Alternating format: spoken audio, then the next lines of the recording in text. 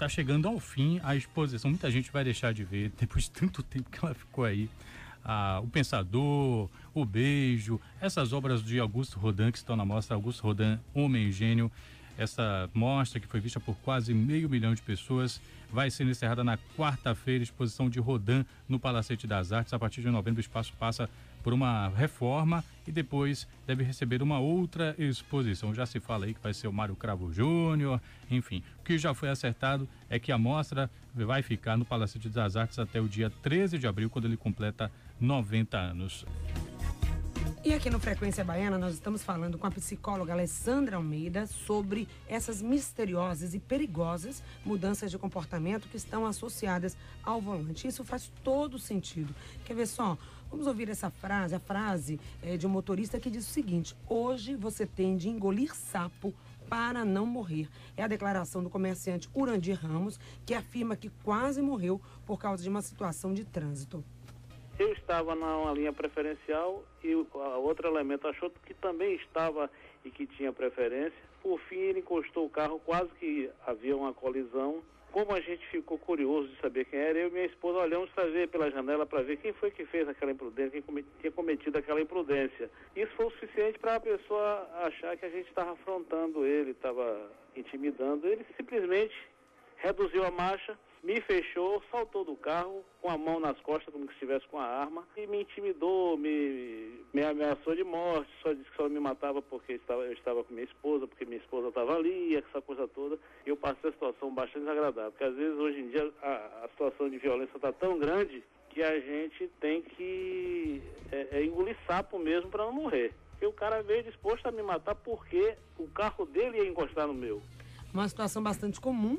Temos relatos e casos, né, de pessoas que realmente explodiram no trânsito. Eu já vi um caso lá na Tancredo Neves, de noite, de um cara sair do carro e apontar uma arma para o motorista do ônibus que estava atrás, buzinando para poder, enfim, para o cara dar passagem, enfim. Imagina, então essa situação, as pessoas ficarem vítimas e reféns, não podem reclamar os próprios direitos com medo, né, de uma situação como essa, Alessandra. O trânsito tende então a nos deixar mais passivos, é isso? Não sei se mais passivos, mais estressados com certeza, né?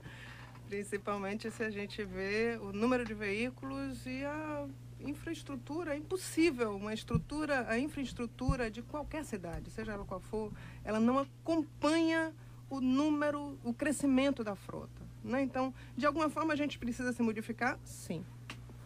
Agora, engolir sapo, na vida da gente, a gente engole sapo. Eu chamo, não sei de se engolir sapo, mas sermos tolerantes. Eu acho que precisa, em alguns momentos, alguém ceder, né? Por outro lado, eu fico preocupada com essa propaganda do terror a todo canto, né? A todo momento. Será que todas as pessoas, elas de fato andam armadas? Né? Será que todos os momentos em que uma pessoa erra no trânsito e as pessoas se falam, o outro puxa a arma, né? Eu fico muito preocupada com isso. Agora acho, sim, que alguém tem que ceder. Alguém tem que ceder. A gente vive uma vida estressante em todos os âmbitos, né? Em casa, no trabalho, etc. E o trânsito, ele não colabora para que a gente fique melhor.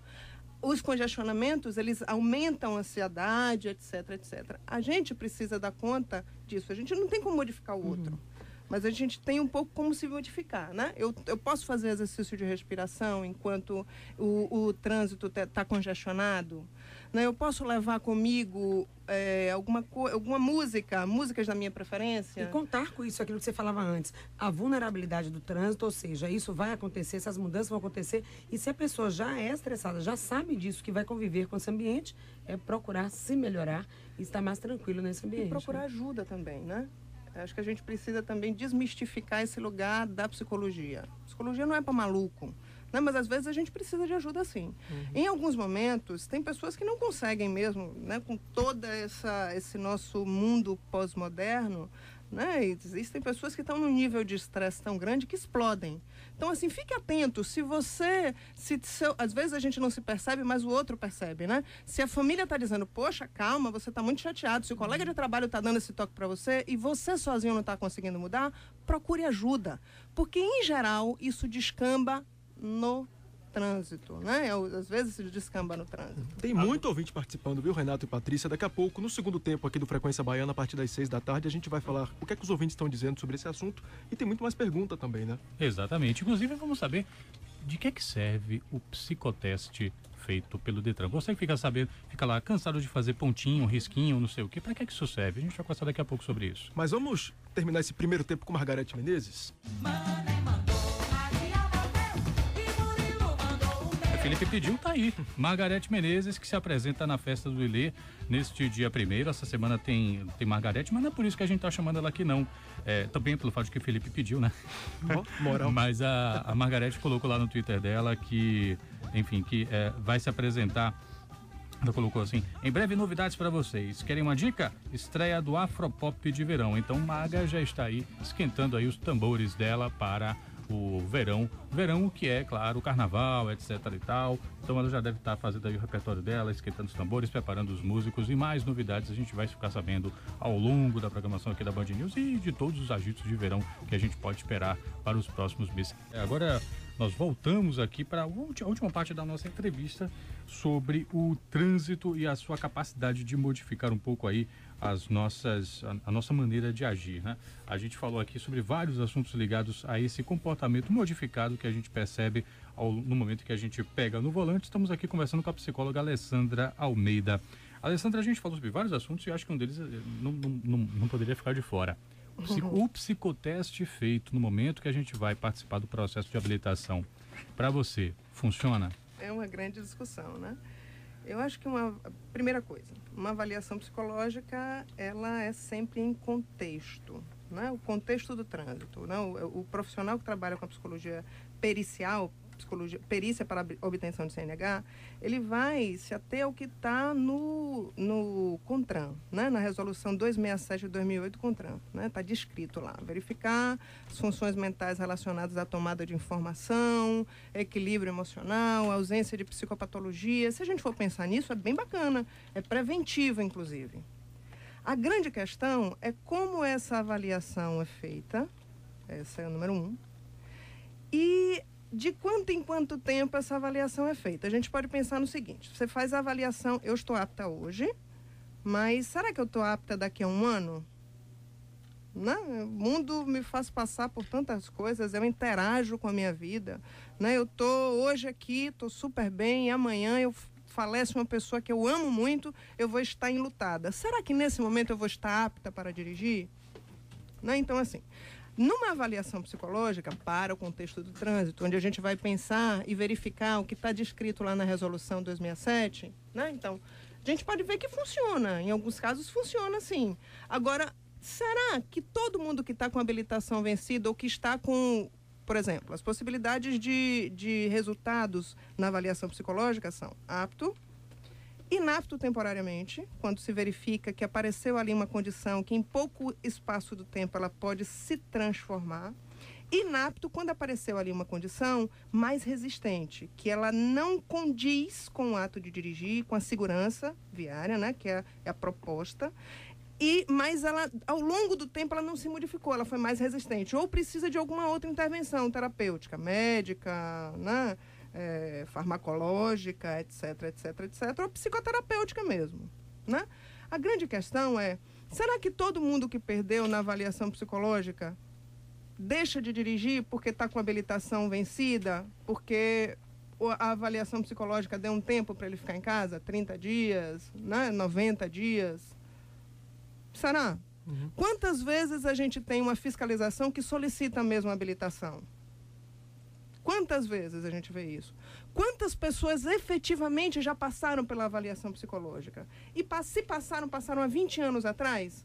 Quando as condições psicológicas elas são mutáveis, eu acordo de manhã, eu estou com minha atenção lá ótima, estou descansada, estou tranquila, estou saindo da minha casa, está tudo em paz, estou me preparando para a vida, para sair, né? Aí, no final do dia, eu trabalhei pra caramba, lidei com uma série de coisas no trabalho, na rua, no trânsito, paraná. Eu chego em casa. Será que meu nível de atenção vai estar o mesmo? Mas um dos fatores importantíssimos para a manutenção da direção segura é o nível de atenção, uma coisa que é simples. Atenção é simples e complexo, porque a atenção também é uma função responsável, base, por várias outras funções. Memória, raciocínio, uma série de outras funções. Então, assim, funciona, depende de como, e não existe nenhuma avaliação psicológica que determine que aquela pessoa ela vai ser assim a vida inteira. Né? Avaliação psicológica tem tempo de validade. Tem muito ouvinte participando aqui dessa conversa. Tem uma aqui com o final de telefone 3264. Ele diz que fica muito irritado com o uso indevido da buzina, um barulhão desnecessário muitas vezes. O final de telefone 1989 diz que realizou uma pequena estatística e constatou que 60 dos motoristas não sinalizam para ultrapassagens ou conversões. Ele pergunta o que fazer para corrigir isso. Um outro ouvinte, o Almir, levanta uma questão também, que é um confronto que parece existir no trânsito entre motorista de ônibus, motorista de táxi, motorista do carro particular e motociclistas. Ele diz o que é que passa na cabeça do motorista que não para no ponto para o embarque de passageiros, lembrando muitas vezes do estresse vivido por motoristas de ônibus, que acaba afetando também quem dirige o carro particular. O Fábio Outerello já fez várias participações aqui pelo Twitter. A última dele diz que falta uma avaliação em Salvador, sim, a da multa, porque a Valdemar Falcão está cheia de Land Rover na calçada. Isso aí é falta de educação? Um outro ouvinte aqui diz que fica muito indignado com essa falta de cordialidade, pressa e ignorância aqui no trânsito da capital baiana. Um outro ouvinte, o Ricardo Galvão, diz que um amigo dele recebeu 3 tiros na Garibaldi depois de reclamar de uma fechada que levou, ficou 40 dias na UTI. E muitos outros ouvintes relatando situações bastante pavorosas no trânsito da capital, irritados principalmente também com a buzina. Existe alguma forma, assim, não vamos falar em fórmula mágica, mas existe alguma forma de bater no seu carro, você sair do carro e conversar com a pessoa, né? Trocar lá, okay, o seu seguro, meu seguro, não sei o quê. Tem algum jeito de fazer isso de uma forma talvez menos suscetível a criar um perigo rapidamente? A gente já está com o tempo da história, mas acho que essa é uma pergunta que vale a gente fazer. Poxa, desarme-se. E desarmado, também tente desarmar o outro, né? A gente chega perguntando pelo bem, né? O meu bem, eu paguei, é mais importante. E a vida do outro, né? Poxa, você tá... E aí, como é que você tá? Se machucou? Tá bem? Pronto. De alguma forma. De alguma forma, né? A gente termina desarmando, né? A violência, ela só gera mais violência. A gente sai armado de casa muitas vezes, porque enfrentar o dia a dia é difícil, né? Enfrentar o dia a dia é difícil, a gente ouve um bocado de coisa, sai armado e, às vezes, é importante que a gente desarme, que a gente comece a fazer o processo inverso, é desarmar. E talvez também, Alessandra, tirar essa ideia, esse conceito de que eu preciso estar, como você está colocando agora, sempre armado. Se eu não me defender, se eu não for agressivo, eu vou receber. Então, eu já entro no trânsito assim para, às vezes as pessoas começam a dirigir tranquilo. Exato. Perigo, pois é. Agora, 6h12. A gente agradece aqui a participação no Frequência Baiana da nossa entrevistada Alessandra Almeida, ela que é psicóloga, faz parte aí. E queria, inclusive, indicar um livro. Rapidamente, Alessandra, estamos estourados. É um livro da Casa do Psicólogo, é o psicólogo Fábio de Cristo, Psicologia e Trânsito, Reflexões para Pais, Educadores, Futuros, entre aspas, condutores, porque a gente também precisa desconstruir a ideia de que todo mundo precisa dirigir. Educação para o trânsito, inclusive, de forma equivocada, às vezes, né? Às vezes até nas escolas a gente faz essa discussão de educação para o trânsito, mas não fala do lugar do pedestre, não fala da consciência cidadã, não fala de você conhecer a sua cidade, não fala de você ter direito à cidade, não fala das outras formas de mobilidade. Gente, em todos os lugares do mundo, a gente conseguiu reduzir os engarrafamentos, tirando os veículos da rua. Então, a gente pode utilizar outras formas de locomoção?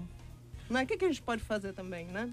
E é com essa pergunta que a gente encerra. Então, essa entrevista maravilhosa, deixando essa reflexão aí para você em casa que está nos ouvindo, está no trânsito também, acompanhando a Band News FM. 6h13. Obrigado, Alessandra, e também aos ouvintes que participaram aqui pelo Twitter e também pelo SMS.